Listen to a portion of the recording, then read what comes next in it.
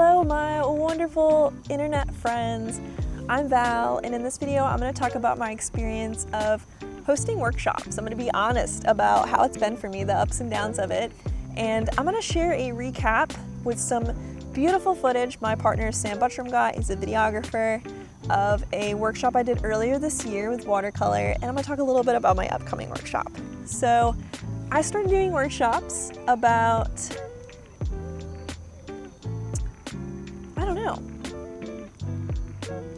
3 years ago, and they were, I started out doing breathwork workshops. So it's like a meditative form of healing, as what I would call it, the kind that I taught. And that experience was interesting. I taught probably around 10 to 12 classes at a local yoga studio, and then also at a couple different smaller music festivals.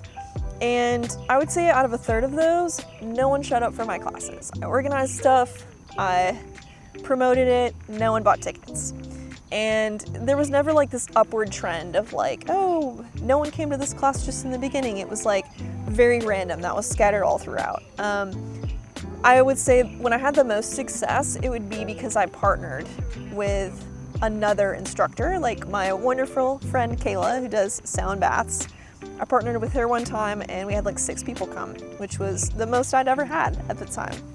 And then at music festivals, I think the most people I ever had at a small music festival is around 12 to 15 people. So that whole journey was a lot. It was a lot of ups and downs. And the reason I'm sharing this is because I feel like there's a lot of people on YouTube who lead workshops and they'll talk about like, oh, my first workshop, one person showed up or no one showed up. And then it's like this breakthrough thing because they kept doing it and it like grew exponentially. And that's not been my experience. So real talk, like, it has been all over the place. There's been no rhyme or reason, I feel like, with my experience doing workshops. So yeah, that was an experience doing breathwork workshops, which I will say from that helped me with my ability to speak in front of groups of people. And I'm still getting better with that each time I do a workshop, but I am a natural introvert. So that has been something that I have put energy into getting better at. So fast forward 2 years after the breathwork stuff, I wanted to try to combine my love for art with meditation. And I tried to do this workshop called Meditate and Create. The reason I say tried is because no one bought a ticket. So this was kind of a pricey event. After getting the materials for the event, booking the venue for the event, it was like $65 a person. And that's more of a price people would charge, I say, that are established artists who have been doing workshops for quite a while. I was new, that was my first time trying to do one like that. With breathwork and with my current workshops, typically I'm charging around $35 for a ticket.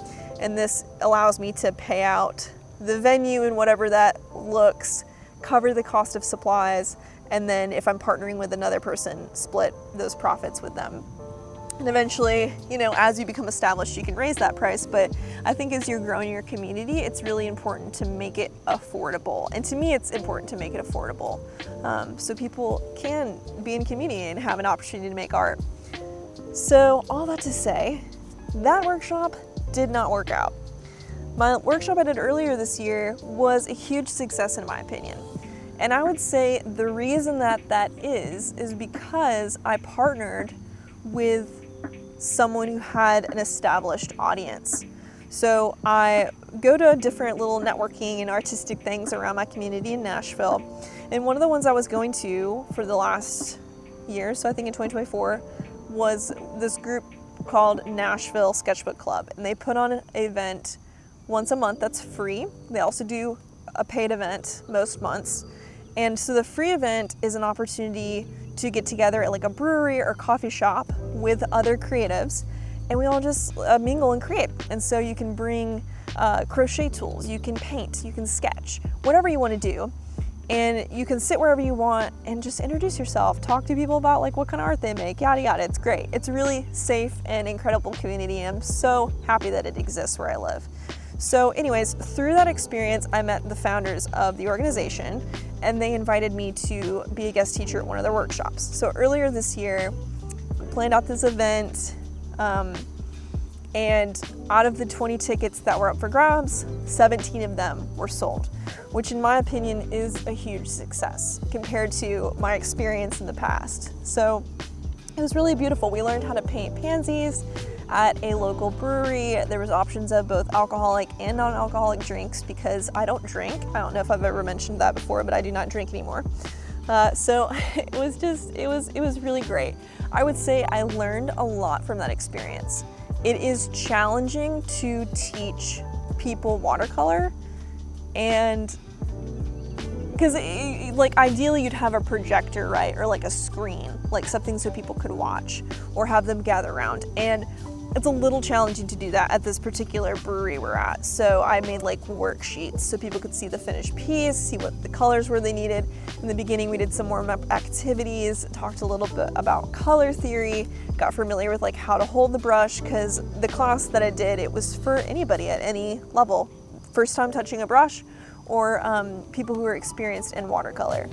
So all that to say, I learned a lot. I know with this next workshop I have in less than a week, there will be a lot for me to learn from that experience, but I'm so excited. So this upcoming workshop I'm doing is themed, it's autumn themed, right? We're in September, the leaves are falling, so we're gonna have some leaves changing color, some fall colored mushrooms. We're gonna be using this nice, fun, warm toned fall palette. So I'm very, very excited about that.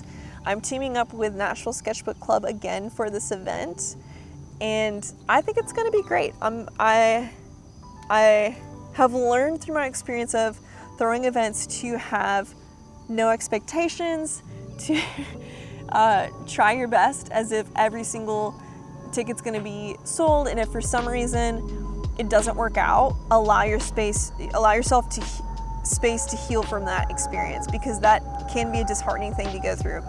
And so regardless of how it goes, I'm just going to show myself love, show up for my community the best I can, and if it's a success, that's awesome.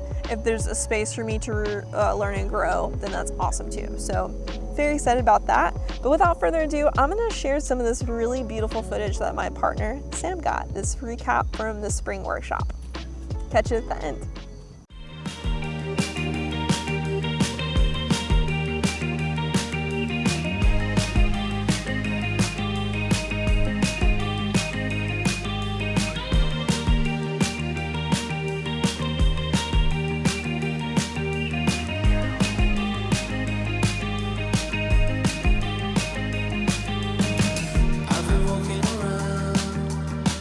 Waiting for you to shine, my love. People passing